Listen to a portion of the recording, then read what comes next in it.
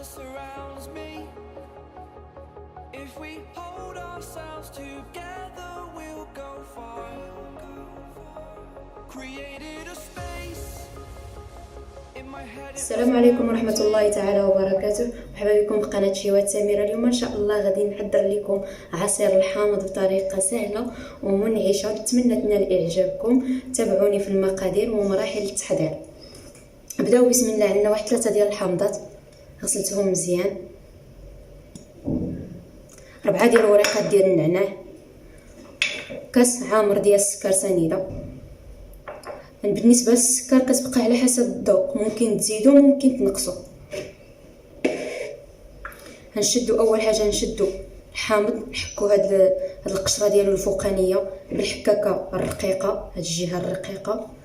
من بعد ما حكيت الحامض ديالي كامل القشره الفوقانيه ها هي على هذا الشكل، نخليه على جنب.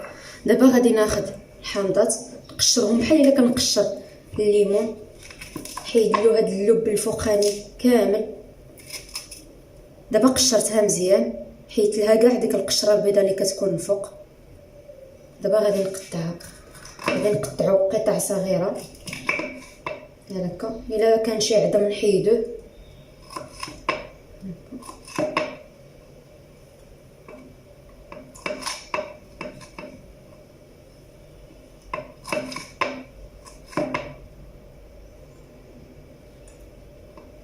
نستمر بحال هكا تنسالي كاع 3 الحبات اللي عندي ديال الحامض.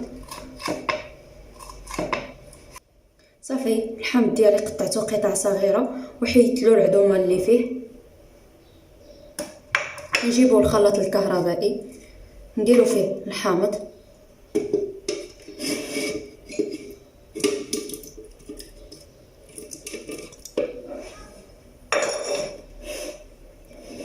السكر سنيده، قشور ديال الحامض اللي حكيناه،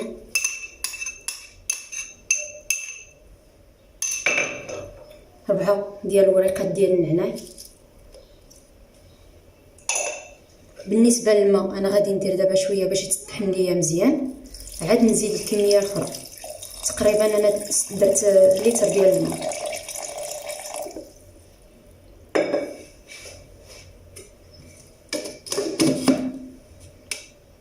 غير طحنته مزيان على هذا الشكل.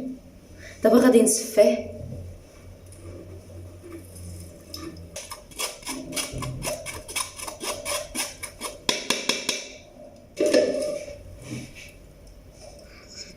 كما كتلاحظوا صفيته المره الاولى، دابا غادي نصفيه المره الثانيه. في الصفايه تكون عويناتها شويه رقاق. صافي نصفيه مزيان ونقدموا لكم بالصحه والراحه. عصير الحامض المنعش واللذيذ بطريقه سهله وسريعه كنقدموا لكم بالصحه والراحه. نتمنى تجربوه وينال اعجابكم، ما كيجيش نهائيا مر، غير جربوه غادي يعجبكم وغادي يولي معتمد عندكم. ما تنساوش تشتركوا في القناه ديالي باش يوصلكم جديد الوصفات، والى وصفه قادمه ان شاء الله، والسلام عليكم. If we hold ourselves together, we'll go far. Created a